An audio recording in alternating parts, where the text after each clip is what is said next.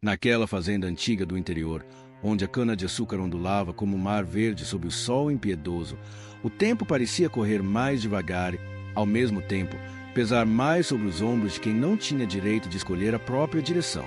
Entre os muitos corpos curvados sobre a terra, havia um homem que todos conheciam pelo nome de Elias. Não era o nome que lhe deram ao nascer, mas o nome que a fazenda lhe colara, como um ferro em brasa marcando a pele. Elias era alto, de ombros largos, a pele quase azulada de tão negra e os olhos de um castanho profundo, como se guardassem em silêncio tudo que não podia ser dito em voz alta.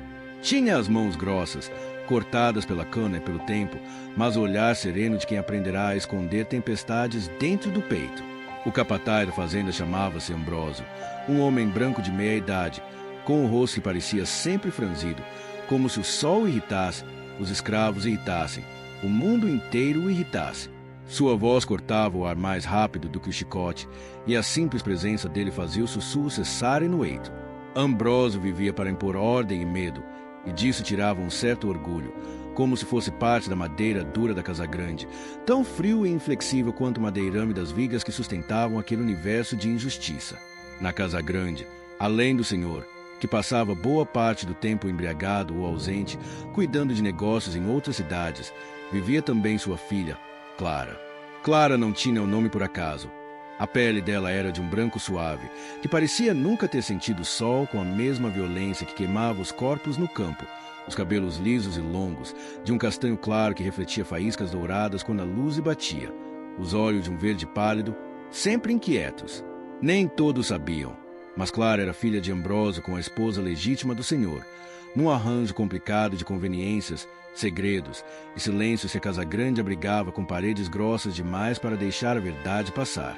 Desde pequena, Clara crescerá olhando para os escravos como se fosse um mistério que ninguém queria explicar. Ouviu da mãe, da avó e das tias a versão calma, invernizada. Eles são como crianças, precisam ser cuidados, precisam de orientação, de disciplina. Ouviu do próprio Ambrósio, em momentos de ira. Eles só entendem o peso da mão e o medo da dor. E ouviu dos livros, de alguns padres viajantes, sussurros de que aquilo tudo não era bem assim, que o mundo parecia torto demais para ser vontade de Deus. Mas como questionar o mundo quando a própria comida, as roupas, o teto, tudo vinha daquele sistema? As dúvidas de Clara foram crescendo como uma erva daninha no jardim, que ninguém percebia ou fingia não perceber. Elias tinha uma função que o aproximava, de vez em quando, da casa grande. Entre uma safra e outra, quando os trabalhos permitiam, ele era encarregado de cuidar de alguns reparos, consertar portas, trocar telhas quebradas, ajeitar as grades das janelas, transportar mobília pesada de um lado para outro. Ele se movia em silêncio pelos corredores da casa como se fosse invisível, olhos baixos, corpo curvado, fala contida. Porém, em determinados momentos, Clara percebia um detalhe, o jeito delicado com que ele pousava objetos, o cuidado com que evitava fazer barulho, a forma respeitosa como se afastava para abrir passagem. Aquilo contrastava com a brutalidade que via nos olhos do pai quando lidava com aquele mesmo homem negro diante de outros. Era num fim de tarde, quando o sol se deitava atrás das colinas, tingia o céu de laranja e roxo, que aconteceu a primeira vez em que os olhares dos dois se cruzaram de verdade. Clara estava sentada no alpendre com um livro no colo, mais fingindo ler do que realmente acompanhando as palavras. Elias retirava um caixote pesado de um canto, cumprindo ordens de Ambrósio, que supervisionava a distância. Em dado momento, ao ajeitar o peso sobre os braços, ele levantou o rosto por um segundo para calcular a distância que ainda precisava percorrer. E não esperava encontrar os olhos verdes de Clara fixos nele. Ela também se surpreendeu. Por quê? Por hábito, os escravos evitavam encará-la diretamente. Durante um breve instante, que pareceu maior do que era, nenhum dos dois desviou o olhar. Havia algo naquele encontro silencioso de olhos que não cabia nas regras da fazenda. Ela viu cansaço, sim, mas também viu dignidade, um tipo de serenidade que não combinava com a imagem de inferioridade que sempre ensinavam. Ele, por sua vez, viu curiosidade, não apenas a curiosidade fria de quem observa um animal, mas a curiosidade de quem se pergunta o que existe por trás do outro. Havia também, misturado ali, um tanto de solidão. Ambrósio percebeu a demora. Veio com passos pesados, o rosto já endurecido, e aquela tensão foi cortada como fio de seda por uma lâmina. O capataz gritou com Elias, chamando-o de preguiçoso, ameaçando castigo se não terminasse logo o serviço. Elias abaixou imediatamente a cabeça, fingindo que nada tinha acontecido, e Clara se recompôs, fingindo atenção ao livro. Mas algo, naquela tarde, tinha mudado, mesmo que ninguém ainda soubesse dizer o quê.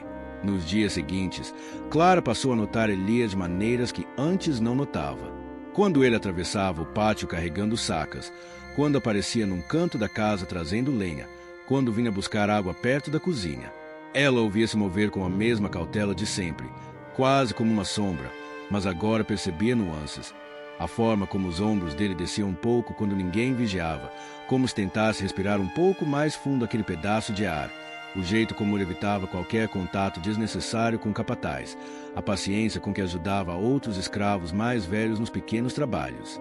Clara começou a inventar desculpas para estar em lugares e horários em que sabia que o veria.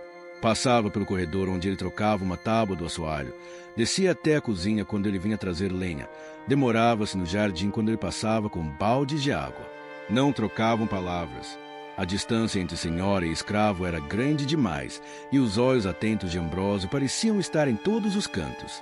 Mas a moça sabia que, uma vez ou outra, se permitia observá-lo por um pouco mais de tempo do que seria considerado aceitável. Elias percebia. Ele não era ingênuo.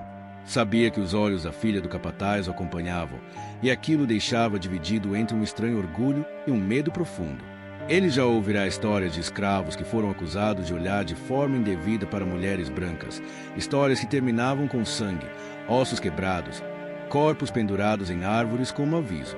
Também sabia das histórias sombrias, que corriam em sussurros à noite na senzala, sobre senhoras que usavam a fragilidade de sua posição para forçar aproximações secretas, e sobre o preço que os escravos pagavam se a coisa fosse descoberta, um preço que quase nunca recaía sobre as mulheres brancas. Mas, apesar de toda a prudência treinada pela dor e pela experiência, Elias era humano. E, como humano, não era imune à sensação estranha de ser visto como algo diferente de um animal de carga. Havia, naqueles olhares furtivos da moça, uma pergunta silenciosa que parecia atravessar a distância social. Quem é você por dentro? E ele, acostumado a ser reduzido a músculos e força, sentia uma parte sua, há muito adormecida, despertar. Num dia chuvoso, quando o céu desabou sobre a fazenda com uma fúria que alagava caminhos, atrasava serviços e deixava o ar pesado, Clara encontrou-se sozinha na pequena biblioteca da casa. O som da chuva no telhado criava uma espécie de cortina de ruído, isolando o mundo lá fora. Ela tentava se concentrar na leitura, mas a mente vagava. O pai tinha saído para resolver um conflito com arrendatários em outra propriedade, e a mãe se recolhera ao quarto por causa de uma enxaqueca. Havia menos empregados circulando, menos olhares, menos olhos. De repente, ouviu passos hesitantes no corredor. Não eram pesados como os de Ambrósio, nem apressados como os das criadas. Eram passos cuidadosos, como de alguém que sabia que aquele não era seu lugar. A porta da biblioteca estava entreaberta, e pela fresta entrou Elias, segurando um pano para secar uma goteira que escorria pelo canto do teto. Ele trazia instruções de verificar infiltrações no casarão, e no papel dele não havia espaço para hesitações, mas ainda assim ele entrou com um respeito que beirava o medo. Ao levantar os olhos do livro, Clara deu um leve sobressalto ao vê-lo ali, tão perto, dentro daquele espaço que, para ela, sempre fora um refúgio. Por um instante, pensou em endireitar a postura, assumir o tom distante da senhora, mas algo dentro dela se recusou. Havia na expressão de Elias um misto de constrangimento e concentração, enquanto ele erguia os braços fortes para limpar a água que escorria pela parede. Cada movimento dele deixava à mostra as veias dos antebraços, o contorno dos músculos, mas também algo ainda mais marcante, a disciplina silenciosa de quem aprendeu a esconder o próprio cansaço. Ela observou em silêncio até que, por impulso, a voz escapou. Está chovendo muito lá fora. Elias parou por um segundo. Não estava acostumado a ser interpelado com perguntas neutras pela filha do capataz. Sentiu o coração acelerar, não tanto pela pergunta em si, mas pela quebra daquela rotina de invisibilidade. Ele baixou um pouco o pano, virando o rosto em direção a ela, mas manteve os olhos ligeiramente abaixo dos dela, num gesto de respeito e autoproteção. Sim, sinhá, a chuva está castigando o terreiro. Sim. A frase veio simples, mas a voz dele surpreendeu Clara. Era grave, firme, com um tom sereno que contrastava com a posição que ocupava. Ela ficou por um momento apenas ouvindo o eco daquela voz no espaço da biblioteca, como se fosse a primeira vez que realmente ouvisse um escravo falar para além dos comandos e respostas monossilábicas. E, arriscou ela, sentindo o coração bater mais rápido, não é perigoso para vocês lá na senzala. Com tanta água, não vai alagar. Elias engoliu em seco. Aquela era uma pergunta que misturava preocupação e ignorância. Sim, alagava. Sim, era desconfortável. Sim, era perigoso, mas não era algo que importasse aos donos. Ainda assim, no rosto dela ele via sinceridade. Às vezes entra água. Sim, há. Mas a gente dá jeito. A gente aprende a dormir até na terra molhada. Havia um leve traço de ironia dolorida, mas tão sutil que talvez passasse despercebido por alguém que não estivesse realmente ouvindo. Clara, porém, captou algo naquela frase que fez seu peito apertar. A ideia de dormir em chão encharcado, no frio, era tão distante da sua realidade que a imagem pareceu quase absurda. Isso não está certo, murmurou ela, mais para si mesma do que para ele. Elias ouviu, mas fingiu não ouvir. Sabia que certas frases, ditas em voz alta, podiam ser perigosas, mesmo quando se tratava da filha do capataz. Terminou de enxugar a parede, ajeitou o pano sobre o balde e se preparou para sair. Quando já estava à porta, algo outro o impulsionou, talvez uma audácia nascida de muitos anos de silêncio. Ele se virou levemente, sem encará-la diretamente, mas permitindo que a voz atravessasse a distância. Desculpa falar, sinhá, mas certo e errado aqui na fazenda nem sempre é o que a gente sente no peito. É o que os de cima mandam ser. Ela respirou fundo, sentindo o peso daquela verdade simples.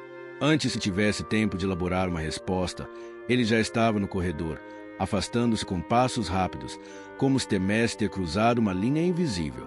O coração de Elias batia descompassado, e ele se amaldiçoava em pensamento. Falará demais. Mas, ao mesmo tempo, sentia estranhamente que algo dentro dele se ajeitara, como se uma parte sufocada tivesse conseguido, por um breve momento, respirar. A partir daquele dia, a relação de silêncio entre os dois mudou de cor. Não se tornaram íntimos de uma hora para outra. Não havia conversas longas, nem declarações. Mas, em situações em que o acaso, ou o destino, como alguns gostavam de dizer, os colocava no mesmo espaço, pequenas trocas começavam a ocorrer.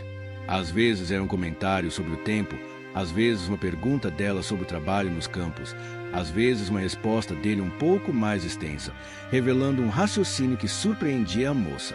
Clara começou a notar que Elias sabia mais do que deixava transparecer. Em uma dessas breves conversas, descobriu que ele entendia de plantas muito além da cana. Sabia quais raízes podiam curar feridas, quais folhas serviam para chás contra a febre, quais frutos escondidos no mato podiam aliviar a fome quando a ração era pouca demais. Ele falava desse conhecimento com humildade, mas ela via nos olhos dele um brilho discreto de orgulho. "Quem te ensinou tudo isso?" ela perguntou, um dia, na varanda dos fundos, enquanto ele consertava o batente de uma porta. "Minha mãe, sinhá", respondeu ele, após uma pausa breve. "Lá adiante de eu vim para cá, e também o povo mais velho da senzala. Eles carregam um saber que nem sempre cabe nos livros." Clara, que sempre aprenderá a ver os livros como a única fonte legítima de conhecimento, ficou em silêncio, mastigando aquelas palavras. Percebeu, com incômodo e fascínio, que havia um universo inteiro de sabedoria circulando naquele espaço que sua família chamava de atrasado. Com o tempo, a curiosidade que ela nutria por Elias deixou de ser apenas uma curiosidade social ou intelectual. Havia algo no jeito que ele respirava fundo antes de falar, no modo como os músculos do pescoço se contraíam quando ele carregava peso, no sorriso raro, quase tímido, que surgia apenas em situações muito específicas, como quando ele, sem querer, ouviu uma criança escrava contar uma piada no terreiro e não conseguiu segurar o canto dos lábios. Clara se flagrava pensando nele quando estava sozinha no quarto, imaginando como seria viver num mundo em que aquelas distinções entre Casagrande e Senzala não existissem, em que a cor da pele não definisse o destino de alguém antes mesmo do primeiro choro. Esse tipo de pensamento era perigoso. Ela sabia. A religião, a moral, os costumes, tudo parecia conspirar para dizer que aquele caminho era proibido. Só que o coração não aprende as mesmas regras que a sociedade impõe. O desejo, quando surge, não pergunta se é conveniente. A primeira vez que o toque entre os dois rompeu a barreira do permitido foi num entardecer em que Clara, distraída, escorregou nos degraus molhados do quintal. A chuva havia parado, mas os degraus de pedra ainda guardavam o perigo da água escorrida. Ela vinha apressada, sem olhar por onde pisava, quando o pé deslizou. Não teve tempo de pensar, apenas sentiu a queda iminente e o vazio sob os pés. Mas, antes que o corpo dela encontrasse a pedra, braços fortes a envolveram pela cintura, segurando-a no ar por um segundo e depois trazendo-a de volta ao equilíbrio. Elias, que passava por ali carregando um saco de milho, soltara a carga instintivamente ao vê-la escorregar. Ele mesmo se assustou com a velocidade do próprio reflexo. De repente, estava ali, tão perto dela, que podia sentir a respiração agitada da moça bater contra o próprio peito. As mãos dele a seguravam firme, uma nas costas, outra na cintura. Por alguns instantes, o mundo em volta desapareceu. Os olhos de Clara se arregalaram, primeiro de susto, depois de algo mais. Ela sentiu o calor do corpo dele, a força contida naqueles braços, o cheiro de suor misturado à terra, um cheiro tão diferente dos perfumes artificiais da Casagrande, tão mais vivo. O coração dela disparou não apenas pelo perigo, mas pela proximidade. Elias, percebendo a audácia involuntária do gesto, soltou-a quase de imediato, dando um passo para trás. Perdão, sinhá, murmurou, a voz rouca, o olhar fugindo. Eu só não queria que a sinhá se machucasse. Ela levou alguns segundos para recuperar o fôlego. As mãos tremiam levemente. Sabia que qualquer pessoa que testemunhasse aquela cena poderia interpretá-la de 1000 maneiras, quase todas fatais para ele. Havia uma linha invisível, tão frágil quanto um fio de cabelo, separando o ato de proteção de um atrevimento conforme a leitura de quem visse. Você me salvou de uma queda feia, respondeu ela, com a voz ainda embargada. Obrigada, Elias. Ele ergueu os olhos por um momento, apenas para confirmar se não havia repreensão nos traços dela. Ao contrário, havia gratidão e algo mais, um brilho que ele não ousava nomear. Aquilo o perturbou, o desejo de permanecer ali por mais alguns segundos, apenas sentindo a presença dela, lutou contra o instinto de autopreservação. Eu preciso voltar para o serviço. Sinhá, disse, por fim, recolhendo o saco de milho com um esforço maior do que o necessário, como se o peso o ajudasse a se ancorar na realidade, e se afastou rápido. Naquela noite, Clara demorou para dormir. Cada vez que fechava os olhos, sentia novamente a firmeza das mãos de Elias na sua cintura, o calor, o cheiro, o suspiro curto que escapara dele. Perguntava-se em que ponto do caminho aquele homem, que a sociedade insistia em reduzir a objeto de trabalho, se transformará, aos olhos dela, em um ser humano tão concreto, tão presente, tão perigosamente próximo. E se perguntava também que espécie de crime era sentir-se tocada por aquele contato. Na senzala, Elias também lutava com a memória daquele instante. Enquanto os outros escravos se acomodavam no chão duro, conversando baixo, reclamando da chuva, ele permanecia calado, encostado na parede de pau batido, os olhos fixos num ponto que ninguém mais via. Sentia, com uma clareza lancinante, o risco que correrá ao tocá-la daquele jeito, ainda que para protegê-la.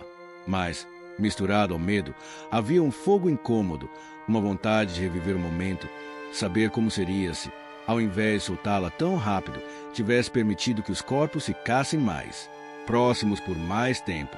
Ele se chamava de tolo em pensamento, lembrando das marcas nos dorsos dos amigos, das histórias de linchamentos. O desejo era um luxo que um homem negro escravizado não podia se permitir, principalmente por uma mulher branca ligada a Casagrande. Mas o coração, outra vez, recusava-se a aprender a lição inteira. Os encontros seguintes passaram a ser quase insuportavelmente carregados de tensão. Um fio invisível parecia ligá-los. Bastava estarem no mesmo ambiente para que uma espécie de eletricidade percorrera o ar. Em cada gesto havia um cálculo silencioso. E, como acontece em tantas histórias em que a proibição alimenta o desejo, o inevitável foi se aproximando. Uma noite, o senhor da fazenda viajou às pressas para resolver questões de dívidas, levando consigo alguns homens de confiança. Ambrósio, por sua vez, foi chamado para coordenar uma entrega de gado em uma fazenda vizinha. A casa grande ficaria com menos vigilância, apenas alguns criados, escravas domésticas e uns poucos escravos de confiança responsáveis pela manutenção básica. A mãe de Clara, adoentada, recolheu-se cedo, tomada por remédios e cansaço. Clara soube desses movimentos ao longo do dia e não conseguiu impedir que o pensamento se infiltrasse. Aquela noite seria mais silenciosa, menos vigiada. Deveria ser apenas uma constatação neutra, mas se transformou rapidamente num segredo, num sussurro interno que ela tentava calar. Elias também percebeu a redução dos olhos atentos circulando pela casa grande. Foi escalado para verificar algo nos estábulos mais tarde, mas, tirando isso, teria uma noite menos apertada de ordens imediatas. Na senzala, alguns comentavam sobre a ausência temporária do senhor e do capataz com um misto de alívio e medo. Sem o chicote tão presente, parecia haver mais ar para respirar, mas também pairava sombras que qualquer descontrole poderia ser cobrado depois com juros. A lua subiu no céu carregando uma claridade pálida, recortando sombras pelos corredores do casarão. Clara caminhava descalça pelo quarto, sem conseguir se acalmar. Sentia-se ridícula por pensar no que estava pensando, mas, ao mesmo tempo, era como se algo a empurrasse em direção a um abismo que ela queria e temia. A memória do toque de Elias, do jeito que ele a segurara para impedir a queda, vinha e voltava em ondas. Por fim, incapaz de suportar o turbilhão interno, ela tomou uma decisão impulsiva, daquela se parece nascer não da razão, mas de um ponto mais profundo e insondável da alma. Pôs um chale sobre os ombros, abriu a porta com cuidado, certificou-se de que o corredor estava vazio. O silêncio da madrugada era cortado apenas por alguns ruídos distantes de animais, o coachar de sapos lá fora, o sussurro do vento nas copas das árvores. Ela desceu as escadas devagar, o coração martelando no peito. Não tinha um plano claro, apenas uma direção. Os fundos da casa, perto da cozinha, onde às vezes Elias passava para tarefas noturnas. Era loucura, ela sabia. Se fosse vista, ninguém tentaria entender suas intenções. A culpa cairia toda sobre ele. Ainda assim, continuou, como se cada passo fosse uma resposta a uma pergunta que a atormentava há semanas. Até onde posso ir? Ao se aproximar da área da cozinha, viu uma lamparina acesa, lançando um círculo de luz tímida sobre o chão de pedra. Ali estava Elias, sozinho, lavando um balde e algumas ferramentas, provavelmente terminando algum serviço atrasado. Ele estava de costas, a camisa aberta no peito devido ao calor, o suor ainda brilhando na pele. Clara parou por um instante na sombra, observando-o, tomada por uma mistura de admiração e desejo que a deixou quase sem ar. Elias, chamou, num sussurro que pretendia ser firme, mas saiu trêmulo. Ele se sobressaltou. Reconheceria aquela voz em qualquer lugar. Virou-se rápido, os olhos arregalados de surpresa, depois de medo. Snhá! Engoliu em seco, olhando ao redor instintivamente.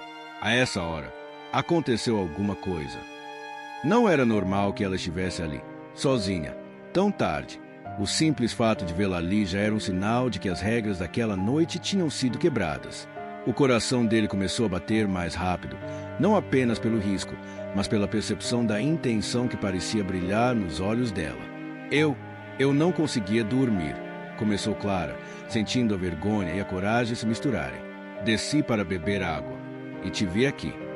Não era verdade inteira, e os dois sabiam. Elias enxugou as mãos num pano, tentando manter a postura respeitosa, mas a tensão em seu corpo denunciava a inquietação. Se a Snhá quiser água, eu pego, ofereceu, tentando transformar aquela situação em algo banal, algo que pudesse se encaixar nas normas. Não era para Snhá estar sozinha pelos cantos. Ela deu alguns passos na direção dele, entrando finalmente no círculo de luz da lamparina. Agora estavam perto o suficiente para verem, claramente, cada detalhe um do outro. Ele via o brilho da pele dela, a forma como o peito subia e descia com a respiração acelerada. Ela via o suor ainda presente no pescoço dele, o brilho nos olhos castanhos, a tensão nos músculos dos braços. "Você tem medo de mim, Elias?" perguntou ela, de repente, como se a pergunta tivesse escapado sem passar pelo filtro do bom senso. Ele hesitou. A resposta mais fácil seria dizer que não, por respeito, por orgulho. Mas a verdade era mais complexa. "Tenho medo do mundo em volta da Sinhá", disse, por fim, escolhendo as palavras com cuidado. "Tenho medo do que esse mundo faz com gente como eu se achar que eu errei." Clara deu mais um passo à frente. Agora a distância entre eles era tão pequena que bastaria um movimento mínimo para que se tocassem. O ar pareceu ficar mais pesado, carregado de um silêncio que dizia mais do que qualquer frase. "E se eu disser que eu confio em você?" continuou ela, a voz quase falhando. "Que eu não acho que você vai errar comigo." Ele sentiu o chão sumir sob os pés. A mente gritava que era preciso recuar, que a proximidade era perigosa demais. Mas o corpo, o coração, a parte dele que ainda sonhava com um mundo impossível, tudo gritava na direção oposta. Ele a observou por alguns segundos que pareceram eternos, tentando encontrar no rosto dela qualquer sinal de brincadeira, de armadilha. Tudo o que viu, porém, foi desejo e medo tão parecidos com os seus. "Sinhá, não devia estar aqui", murmurou, a voz ficando mais baixa. "Se alguém vê, não vai acreditar na sua palavra. Vão dizer que foi eu que fui atrevido." "E aí?" Ele não terminou a frase. Clara sabia bem como terminava. Tinha visto costas rasgadas, ouvido gritos à distância, sentido o cheiro metálico do sangue misturado à terra. Um calafrio percorreu a espinha dela, não por repulsa, mas por consciência do preço daquele momento. "Eu sei do risco", respondeu, sentindo as lágrimas brotarem nos cantos dos olhos, não de tristeza, mas de intensidade. "Mas é a primeira vez, na minha vida, que sinto que não estou apenas repetindo o que esperam de mim. Estar aqui, com você, é uma escolha minha, talvez a única que eu posso chamar de minha." Aquelas palavras atravessaram Elias como uma lâmina. Ele, que tantas vezes fora reduzido a instrumento, a propriedade, de repente se via como parte de uma escolha. Aquilo tocava num lugar tão profundo que dava quase medo. Sem perceber, deu um passo à frente, diminuindo ainda mais a distância entre os dois. Agora, apenas um sopro separava. "Eu não sou livre, Sinhá", disse, a voz embargada, "nem para ir embora dessa terra, nem para mandar no que eu sinto. Mas eu sei que, se eu passo dessa linha, não tem volta." Ela ergueu a mão direita, devagar, como se estivesse aproximando os dedos de uma chama. Tocou o rosto dele, de leve, apenas a ponta dos dedos roçando a pele quente. Elias fechou os olhos por um instante, como se aquele gesto simples fosse um impacto físico. Um escravo não era tocado assim por uma mulher branca, não com delicadeza, não com carinho. "Talvez eu também não seja livre, Elias", sussurrou ela. "Mas, pelo menos aqui, agora, ninguém está dando ordem." O silêncio que se seguiu foi quase sagrado. Ele abriu os olhos. Finalmente, permitiu-se encará-la diretamente. Não havia súplica, nem rebeldia explícita, apenas um convite silencioso, uma pergunta sem palavras. "Você está disposto a atravessar essa linha comigo?" E Elias, que passará a vida inteira aprendendo a dizer não a si mesmo para sobreviver, sentiu a palavra sim se formar dentro do peito, não como uma rebeldia contra Deus, mas como uma afirmação da própria humanidade. Devagar, levou a mão ao rosto dela, espelhando o gesto. Tocou a pele suave, quase espantado com a textura, tão diferente da aspereza da madeira, da corda, da terra. O coração dos dois batia alto o suficiente para que parecesse ecoar na cozinha vazia. O beijo veio como consequência natural, inevitável. Foi hesitante no início, como se ambos testassem a realidade daquele toque. Os lábios se encontraram com cuidado, depois com mais urgência. O mundo inteiro, com suas normas, castigos e hierarquias, recuou alguns passos naquele instante. Não deixou de existir, mas ficou, por um breve momento, atrás de uma cortina de desejo e necessidade de conexão. Ali, na penumbra, não eram apenas senhorinha e escravo. Eram homem e mulher, dois corpos que a sociedade insistia em separar, encontrando-se apesar de tudo. O resto daquela noite se desenrolou num crescendo de entrega e risco. Eles sabiam, a cada segundo, que poderiam ser descobertos. Cada rangido de madeira, cada sopro de vento parecia trazer junto a sombra de uma ameaça. Mas, ainda assim, continuaram. O toque da pele contra a pele, a troca de respirações, a descoberta dos contornos do outro, tudo isso foi vivido com uma intensidade desesperada, como se não houvesse amanhã. Não houve romantização da realidade cruel que o cercava naquele encontro, mas houve um tipo de verdade física e emocional que nenhuma lei conseguia apagar. Elias conhecia, desde cedo, o peso do corpo como instrumento de trabalho e, em muitos casos, como objeto de uso dos senhores. Mas, ali, pela primeira vez, sentia que seu corpo era desejado, não apenas usado. Clara, por sua vez, habituada a ser vista como posse, como moeda em futuras alianças de casamento, descobria no próprio desejo uma voz que nunca tivera espaço para surgir. Quando, exaustos e ainda trêmulos, se separaram, o medo voltou com força. Os olhos de Elias correram pelas sombras da cozinha, como se de repente o mundo inteiro pudesse estar espionando. Clara, ofegante, puxou o xale apressadamente, tentando recompor a aparência, mesmo sabendo que havia marcas daquele encontro em cada parte de si que nenhuma roupa poderia esconder. Você precisa voltar para a senzala, disse ela, num sussurro urgente, e eu preciso voltar para o meu quarto antes que alguém perceba. Ele concordou com um aceno, mas permaneceu olhando para ela por alguns segundos, como se quisesse gravar cada detalhe daquela cena na memória. Havia um questionamento no olhar dele, uma mistura de gratidão e medo. Aquilo tinha sido um milagre ou uma condenação. Seja o que for, respondeu ela, como se tivesse lido o pensamento dele. Já é tarde demais para voltar atrás. Os dias que se seguiram foram ainda mais perigosos. Por fora, tentaram retomar a aparência de normalidade. Clara assumiu a postura habitual. Falava com ele apenas o necessário quando havia outros por perto. Evitava olhares prolongados. Elias voltou ao papel de trabalhador silencioso, respondendo às ordens de Ambrósio sem qualquer traço de rebeldia. Mas, por dentro, ambos carregavam um segredo que ardia como brasa. Não foi apenas uma noite. Pouco a pouco, descobriram maneiras de se encontrar às escondidas, em horários improváveis, em recantos da fazenda onde a vigilância era mais frouxa, num galpão abandonado, atrás de um depósito de ferramentas, perto de um trecho do rio que quase ninguém frequentava à noite. Cada encontro era uma mistura de êxtase e pavor. Viviam cada toque como se fosse o último, sabendo que a sorte poderia deixá-los na mão a qualquer momento. Havia também, entre um encontro e outro, conversas sussurradas sobre coisas que iam além do desejo. Clara perguntava a Elias sobre sua infância, e ele, aos poucos, revelava fragmentos de memórias, o cheiro da terra molhada do lugar onde nascerá, o rosto da mãe entoando cantos à noite, o trauma das correntes, a viagem apertada, o leilão. Ela, por sua vez, contava sobre como se sentia sufocada pelas expectativas de casamento arranjado, sobre o medo de se tornar uma cópia da mãe, resignada, calada. Em algum ponto, deixaram de ser apenas corpos se encontrando no escuro e passaram a ser duas almas tentando se tocar num mundo que fazia de tudo para mantê-las separadas.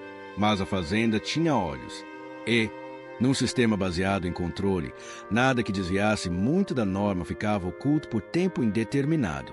Não foi o olhar atento de Ambrósio que primeiro desconfiou, mas o burburinho sutil entre alguns escravos domésticos, a percepção de que a sinhazina andava com um brilho estranho nos olhos, somado a ausências inexplicadas de Elias em certos horários. Aos poucos, rumores começaram a circular, primeiro na senzala, depois, em forma de insinuação, chegando aos ouvidos de gente mais próxima da casa grande. O perigo se aproximava e eles sentiam, mesmo sem saber detalhes. Cada novo encontro passou a ser precedido por discussões, por tentativas de colocar um fim naquilo. Clara insistia que não conseguiria voltar à vida de antes. Elias falava do medo da morte, do açoite, das represálias contra todos os seus. O amor, se é que já se podia chamar assim, tinha nascido num terreno minado, mas, apesar das tentativas de afastamento, o ímã que os ligava parecia mais forte. E, como tantas histórias que nascem em desequilíbrio de poder e violação de normas sociais, a deles caminhava para uma encruzilhada inevitável, em que cada escolha traria dor de um jeito ou de outro.